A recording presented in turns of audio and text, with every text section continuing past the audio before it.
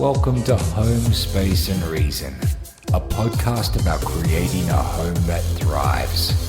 Hi there, I'm Christina Browning, your host. If you know your home could be so much more than it is, I discuss home functionality, aesthetics, and automation. I'm a realtor in Portland, Oregon, and a home functionality coach. I geek out on every subject imaginable regarding your home and yard, challenging you to think of your space differently to get the most out of every square foot. I pose questions for you to think through about your space and your reason. This podcast is all positive, offering you virtual fist bumps and celebrating every win. Remember, there's no such thing as perfect, but you can still aim for your best every day. Join me on social media by searching for the handle Space and Reason. Immerse yourself in deeper thinking about your home with cues from me. In this episode, let's discuss kitchen functionality and automation because the grind of feeding yourself and or your family every single day is so real, especially if you're trying not to waste food and you have more than one mouth to feed and you're trying to be healthy. Like all of the things, if you actually have a job, it's all so much. So today I wanted to tackle that because if you don't have methodology, it can really be overwhelming. I think it's hard enough to think about food one day, come up with recipes or ingredients and shop. No way would I want to do this every day. No way. And so the only way to think about it once and then have a break from it for several days is to have a recipe, if you will, a methodology that works for you and your family. Food waste is a big deal. In the United States, food waste is estimated at between 30 and 40% of the food supply. After being in the homes of so many of my clients for so many years now, one thing that I think is the common thread is that when we get home from grocery shopping and we unload into the fridge, there isn't any rhyme or reason about what's in there, and the memory of why you bought it fades within an hour of you getting home. So when you are ready to cook a day later, or someone else in your home who maybe even didn't do the grocery shopping is ready to cook, they don't know what those ingredients were intended for. So food loss, food waste becomes a giant thing, and it also is very expensive. And so I have kind of an idea of a couple of things that you can put in place in your own house to prevent the waste and to make it so you're only having to think about this food production bit once a week. I'm telling you, I swear by it. It's worked in my home for years, and it allows me to think once and be done. So here's what I do. I have a binder. It has everything jammed into it. Plastic pages. These are recipes that I've printed off the interwebs. This is recipes torn out of magazines. This is recipes given to me by my mother, whatever. It all goes into a plastic page. It goes into a binder. These are the ones that we really like. So sometimes we have days where we try new recipes. I'm not talking about that. This is just where the recipes, the tried and true recipes live that our family has enjoyed. When I have to prepare for my week, I page through this binder. We pull out whatever looks delicious or sounds good or whatever might be in season. So let's say it's fall. Maybe there's a recipe that has squash in it. I'm going to pull out those from the book because remember they're in a plastic page. And then with my voice, I look down the list and I add to my smart home system, which is connected to an app that's a list app. And I say, add oregano to the list, add spaghetti squash to the list, add red sauce to the list, whatever it is in here that I know I don't have because I'm standing in my kitchen with the fridge open or the pantry open and I can see what I have and what I need.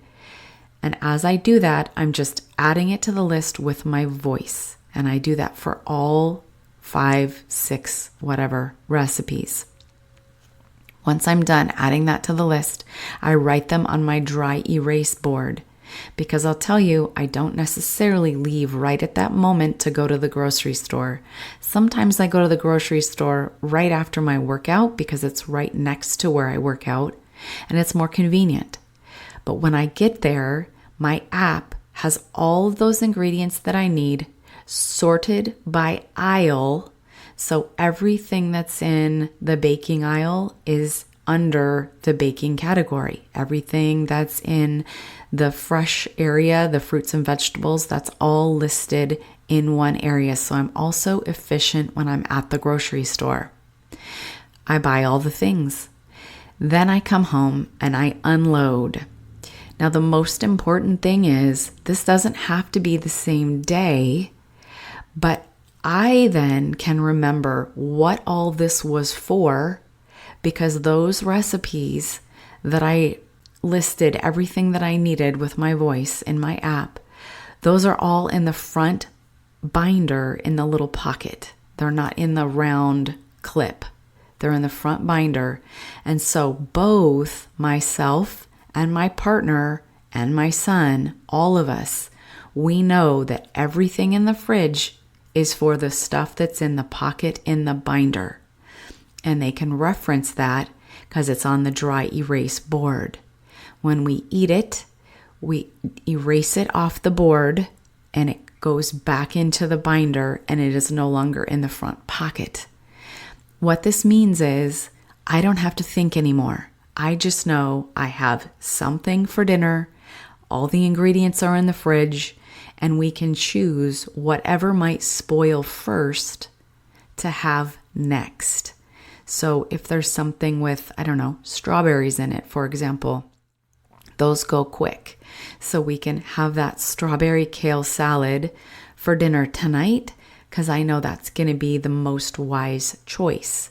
Also, if I'm not home, my spouse can absolutely choose from whatever is on that dry erase board and create the meal without even needing to call me because they know, and my son as well, all of this stuff is in the fridge. It helps with waste because everything in there is slotted just for these recipes. Obviously, snacks are separate. There's, sun chips. That's not for a recipe. And I might add, if you buy something spontaneously at the store, let's say there's a display that looks especially delicious with something fresh, or the meat person has some great cut on sale. When you get home from the grocery store, you add that then to your dry erase board. So again, you don't have to remember what you were thinking 3 days ago. Look, I can hardly remember what I was thinking 10 minutes ago, let alone what I was thinking 4 days ago when I was at the grocery store. So no wonder so many people have so much wasted food.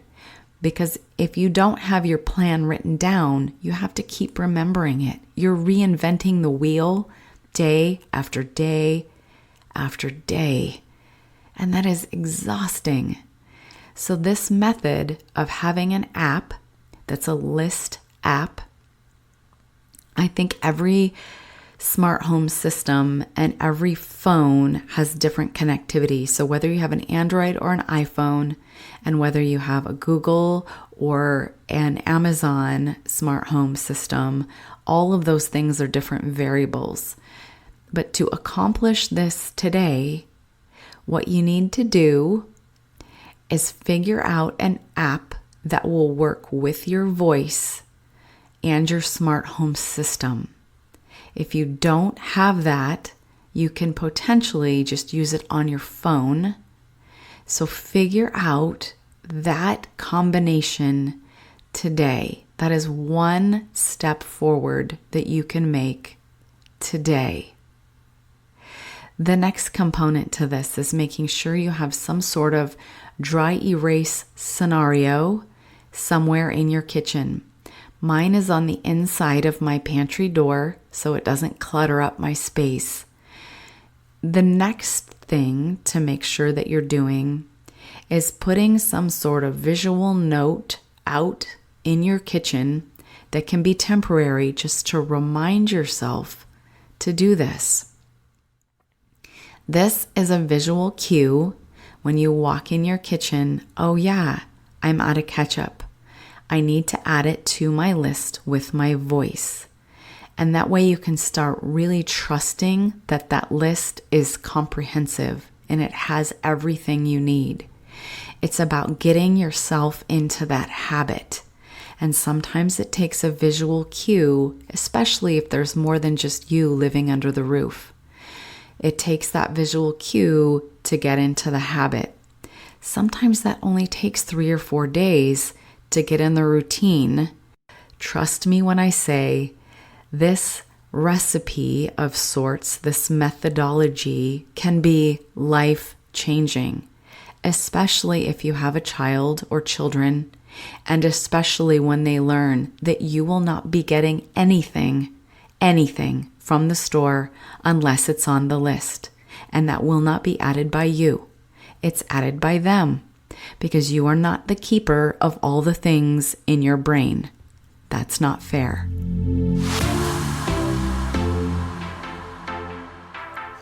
Grab a piece of paper and a pencil. Let's write this down.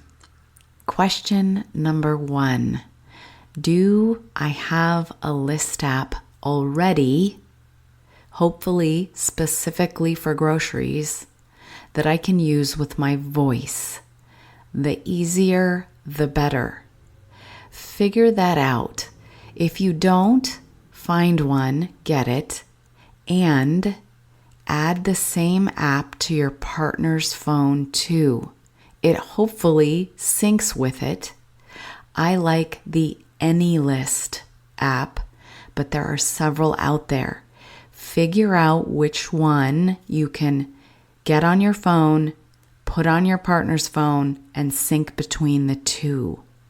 Everybody's different, so you might like something other than AnyList, and that's totally okay. AnyList works with my Amazon Smart Home. So if you have that, AnyList might be the best choice for you. I do not think it syncs with the Google Smart Home, so that's another whole topic. Question number 2, can I connect this app with my smart home system? The reason this is efficient is you can add things to the list with your voice even if your phone is in another room, and others in your family can add to the list also. This is key. We're taking the load off one person. We're working smarter, not harder. Every time we remove one of these little irritations, we're making the whole process easier. So yes, this part counts. Connect the app with your smart home system. We're all innately a little bit lazy. It's so nice when I'm running low on coffee to say, add coffee to the list. Question number 3. Do I have a binder, like a 3-ring binder, where things can live, even if it's things we know how to make already? So recipes that I know how to make, like, I don't know, meatloaf, because my mother made it when I was a kid. Write it down, jot the ingredients down, because that helps everyone in the family to be able to do this process. Or It allows you to reference it and not think. When you can't brain anymore, it's lovely just to be able to rattle off the ingredients and add them to your list with your voice. It's easier to page through a binder of plastic pages than it is to come up with something out of your head. It also keeps variety and your meal planning more fun and exciting. There's probably over 100 recipes in my binder. It's not even cute. It's just really functional. I like the plastic pages because I can have them on my counter when I cook, wipe them off before returning them to the binder. Again, this makes the methodology easier. Could I have them digitally? Yes. Is this harder? Sometimes, because not everyone in my family has access to my phone or iPad, so this means it's not as easy for them to jump in and cook instead of me. So that's why I'm suggesting each of these steps, because it's just slightly easier. It makes it just that much more doable. Number 4, lastly, can I make a visual cue for us to remember to use this list? This is temporary. It's just a note. When we get low on something, coffee, hummus, whatever, we're adding it to the list. Who cares when I plan to go grocery shopping? It's on my list. On my phone, which is always on my person. That's why all of these steps matter. This means when we're at the store the next time, we'll only be getting what I added for the recipes we're making, plus what we've run out of. It's so efficient, and it allows you to stop thinking about food all the other days of the week. It allows you to be on autopilot for all those other days. You think a little bit more one time, picking out the recipes from your binder, sticking those recipes in the front pocket, adding the ingredients to your list with your voice, and then writing them down on your dry erase board. Who cares when you go to the grocery store? Whenever that is, you know all the stuff you got is just for those recipes. It's the most wonderful thing. One last thing. Is there something in your kitchen that you haven't used or touched that you could gift forward? If you slowly rid yourself of the things you don't use, you'll find you have more clarity, less clutter. You'll be cooking and baking around less stuff. You'll be cramming less, trying to fit things in less chaos. But that starts by identifying just one thing to move on to its next life. One thing in your kitchen that doesn't need to be there anymore. Open your cupboards and drawers. Pick a thing. Is there something on your countertop that could be moved out permanently or even into a cabinet? Less visual things on countertops lead to a feeling of well-being. That's why staged homes are so appealing, because all our crap isn't spread out all over the counter, giving us anxiety. Who do you know that might really appreciate this idea, this concept? Share this episode with them, because it could literally be a game changer. It's especially important when we think about food waste. What if we could save 30% on our grocery bill every single month? How much would that change somebody's life? If you throw less food away, you literally are spending less money. You're operating more efficiently. But that's tough to do unless you have a methodology in place. And although this might sound overwhelming right now, it's literally 4 steps And all you have to do is adopt it as a habit, which can take as little as a week with a visual cue, a note, a reminder for everyone in your home to be on board. If you're enjoying this content and you'd like more, I have an email newsletter called Little Bits of Home Functionality. It comes just once a week and is intentionally short. You'll see one video with a tip or a trick. And as always, I pose questions for you to think through about your space and your reasons. Find the link to subscribe in the show notes, and also follow along with me on social media by searching for the handle Space and Reason. If you recently started listening to this podcast, I would invite you to start at the very beginning. There's so many jewels, and I intentionally don't repeat myself. So if you've loved a particular topic, start at episode 1 and tick all the way through it. You're going to find a lot of gems that are too good to miss. I had someone text me this week a picture of their built-ins, and they said, we fell in love with these built-in shelves when we first bought this house, and we've been here several years, and we can never figure out what to put in them to make them look beautiful. We're frustrated and we're failing. Can you help? And I said, absolutely. This is exactly what I do. As a matter of fact, it shouldn't even take that long because I use the things you have already in your home. This is a perfect way to honor sentimental things. Put things at the forefront that you love, admire, cherish. This is where I start, with the stuff you already have.